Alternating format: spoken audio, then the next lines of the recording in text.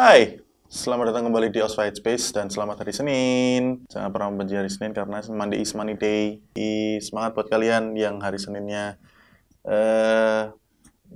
nggak bilang buruk ya, apa ya mungkin agak sedikit berat gitu, nggak apa-apa kok. Dunia bukan berarti berakhir kalau Senin kalian berat.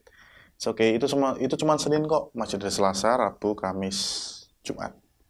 Tuh, jadi satu minggu itu cuman kayak nyebrang doang gitu. Selamat datang lagi di kontennya Osva. Kali ini kita bakalan ngobrolin tentang tentunya topi. Kita akan kembali mengulas tentang sejarah karena kita sebenarnya bukan channel YouTube, tapi kita adalah saingannya Ruang Guru. Kita akan memberikan pelajaran sejarah buat kalian. Dan kali ini sejarah yang akan dikulas secara singkat, padat, dan darurat itu adalah sejarahnya New Era.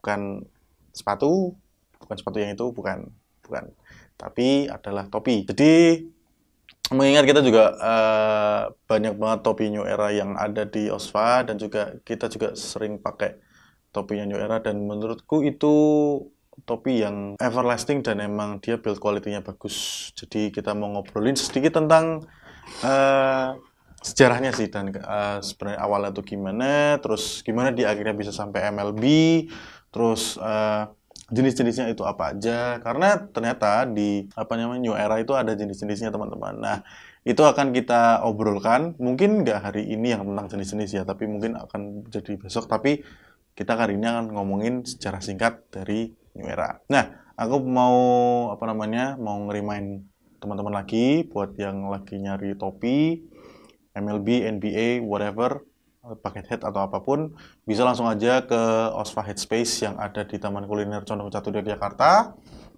Tentunya dengan protokol kesehatan yang berlaku. Jangan lupa cuci tangan dan pakai masker kalau ke sana. Kita bukanya setiap hari Senin sampai Sabtu. Kalau Minggu tutup karena apa? Kasihan kalau suruh masuk minggu-minggu mah kalian sih. Tapi kalau emang misalnya kalian cuman bisa belanjanya Minggu, aku punya solusi buat kalian. Kalian bisa belanja online lewat apa? Instagram kita @osvaheadspace dan juga Tokopedia kita @osvaheadspace. Kalau kalian nggak mau belanja online tapi bisa cuma belanja hari Minggu, kalian bisa belanja offline, langsung aja ke Popol Market yang ada di Jalan Poncowinatan nomor 98 Yogyakarta. Kita juga punya ada di sana, barangnya banyak-banyak. Dan kalian nggak cuma belanja topi sih kalau di Popol Market, kalian juga bisa nyari-nyari kaos-kaos lucu-lucu karena kemarin itu baru fresh gitulah barang-barangnya. Kalian harus coba liatin ke sana. Oke? Jadi langsung aja ke kontennya. Hari ini kita bakalan ngobrolin tentang sejarah singkat New Era.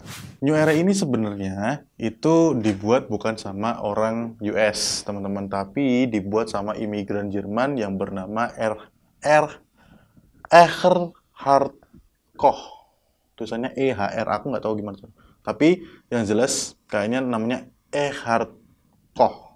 Correct me if I'm wrong ya, tapi aku pernah kayak gitu. Waktu dia umurnya 37, dia memutuskan untuk imigrasi ke US. Dan di sana dia tuh ketemu sama sama seorang pengrajin ya. Sama seorang pengrajin topi. Pada waktu itu dia bikinnya topi trilby. Topi trilby karena pada tahun 1920-an kan emang yang fashion mode yang berlaku dan yang lagi ngetren kan emang topi trilby.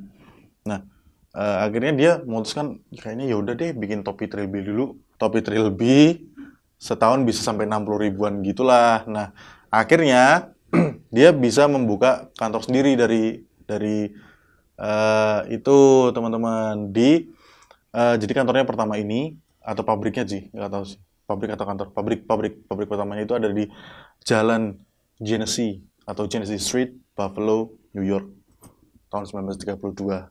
Itu pabrik pertamanya ada di situ. Mungkin kalian yang pernah ke New York atau berencana mau ke New York mungkin bisa napak tilas ke sana, nanti aku difotoin. Nah, tahun 1930-an ini mulai menjadi sebuah, bukan turning point sih, tapi menjadi sebuah titik cerah bagi New Era karena terjadi banyak shifting, terjadi banyak perubahan di gaya fashion orang-orang ya teman-teman. Nah, tahun 1930-an ini, tepatnya di tahun 1932, ketika pabrik itu berdiri, anaknya dari Ehrhard ini, si Harold, itu dia gabung di bisnisnya Earhart di New Era. Harold ini dia ngelihat bahwa demand atau permintaan dari topi yang topi fashion atau topi yang biasa untuk kegiatan sehari-hari itu mulai turun, mulai surut. Nah, dia akhirnya berputar otak gimana caranya untuk membuat bisnisnya ini tetap bisa jalan gitulah. Nah, jadilah akhirnya dia menjatuhkan pilihannya kepada baseball cap, mengingat pada waktu itu olahraga yang paling digemari di United States atau di Amerika Serikat waktu itu adalah baseball. Karena Boston Red Sox pada tahun 1920 itu dia mencetakkan rekor berapa kali nggak terkalahkan ya? 17 atau 18? Lupa aku. 17 kalau nggak salah. 17 kali nggak terkalahkan. Nah, sejak itu akhirnya baseball menjadi olahraga yang digemari di United States. Nah, akhirnya pada tahun 1934 ini New Era membuat sebuah langkah yang berani dengan menggait Cleveland Indians. Itu mereka menjadi sponsor khusus, menjadi sponsor utama dari topinya dan juga dari seragamnya. Jadi, fun fact, tahun 1930-an ini cuman ada 16 tim yang bertanding di MLB atau Major League Baseball.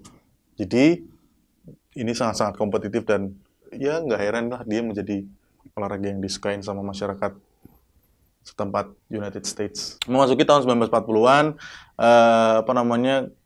bukan kestabilan sih ya, tapi keteguhan hati seorang Harold ini diuji ya teman-teman. Karena pada tahun 1940-an kan ada yang namanya Perang Dunia tuh. Karena US juga ikut Perang Dunia dan sebagainya. Nah, terjadilah kelangkaan kain atau bahan baku utama dari topi. Nah, pada waktu yang sulit ini, Earhart dan juga Harold itu mereka memutar otak bagaimana caranya agar bisnisnya tetap bertahan. Sekali lagi ya teman-teman. Nah, akhirnya mereka memilih untuk tidak memakai kain-kain yang sudah berwarna, tapi mereka membeli kain-kain yang polos, warna putih polos atau mungkin kain-kain polos gitu, untuk diwarnain sendiri di rumah sesuai dengan pesanannya mereka. Jadi katakanlah mereka buatin untuk Cleveland Indians atau mereka buatin untuk klub mana, itu emang di dye sendiri atau diwarnain sendiri di rumah. Ini adalah sebuah langkah yang terpaksa dilakukan karena waktu itu ya sekali lagi aku ngomongin bahwa kain itu adalah sebuah hal yang langka karena emang ya lagi difokusin untuk baju perang dan kebutuhan perang pada masa itu ya. Memasuki tahun 1950-an setelah Perang Dunia, ini sebenarnya adalah bukan batu loncatan ya, tapi ini adalah turning point sih. Lebih ke turning point dari New Era itu sendiri. New Era pada tahun 1950-an berhasil menjadi ikon. Ikon dari apa? Tentunya dari MLB, Major League Baseball. Karena pada waktu itu kan ada 16 tim yang berlaga di MLB nih. Nah, pada waktu itu mereka bisa nge-sign Brooklyn Dodgers, Cincinnati Reds, Cleveland Indians, Detroit Tigers untuk dibikinin apparel atau uniformnya sama New Era. Jadilah mereka akhirnya semakin terkenal dan juga semakin banyak dipakai di Major League Baseball. Nah, pada tahun 1954, Harold Koch akhirnya mendesain topi New Era yang menurutku ini jadi trademark topinya New Era sih dan juga menjadi legendnya New Era yaitu 5950. Kamu tahu nggak teman-teman, itu untuk membuat satu topi dengan topi model 5950 dari New Era ini, itu butuh 22 langkah dan juga 22 tangan. Ini fun fact-nya. Keren gak sih? Nah, memasuki tahun 1960-an, ini ternyata menjadi langkah yang makin baik buat New Era, buat perkembangan New Era nih ya. Karena pada waktu itu, MLB akhirnya menggait New Era sebagai official sponsornya dan juga official uniformnya dari MLB. Ini adalah perkembangan yang cukup pesat banget dari MLB karena mereka cuma butuh 10 tahun untuk akhirnya menjadi official uniformnya dari MLB. Memasuki tahun 80-an, karena Harold Koch udah tua dan akhirnya dia juga punya anak yang menjadi penerus dari New Era, yaitu namanya David Koch. Nah, David Koch ini sebenarnya adalah suksesornya ya, kalau bisa dibilang suksesornya dari New Era, karena dia melihat sebuah visi di mana New Era bukan cuma menjadi aparel atau uniform di olahraga aja, tapi juga bisa menjadi sebuah mode fashion. Karena apa namanya penjualan juga semakin bagus dan juga permintaan semakin banyak, akhirnya mereka mass produce lah itu juga untuk dijual secara bebas, dan juga mereka akhirnya mengambil langkah yang menurutku keren sih, karena mereka akhirnya kayak membumikan New Era gitu loh. Karena mereka ngesign tim-tim dari universitas dan juga tim-tim AAA itu untuk semua pakai New Era gitu. Jadi mereka emang pengen banget kayak apa namanya New Era tuh dikenal sama semua orang gitu loh teman-teman. Nah, memasuki tahun 90-an ini adalah tahun yang apa namanya menurutku tahun ikoniknya New Era ya. Karena pada tahun 1993 mereka itu menjadi eksklusif supplier on field dari MLB. Jadi nggak boleh ada sponsor atau uniform lain yang di MLB selain New Era.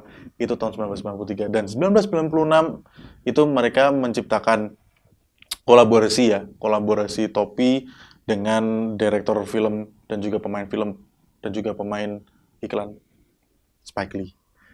Itu adalah terobosan yang sangat-sangat keren dari New Era.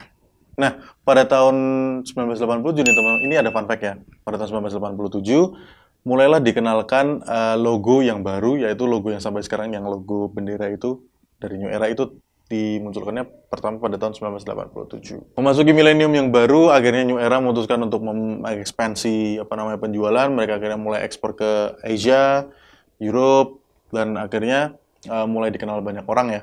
Tentunya apa namanya dengan ekspansi penjualan dari New Era ke Asia, ke Eropa, dan ke belahan dunia lainnya, itu membuat mereka menjadi top global dari best selling brands tahun 2000-an.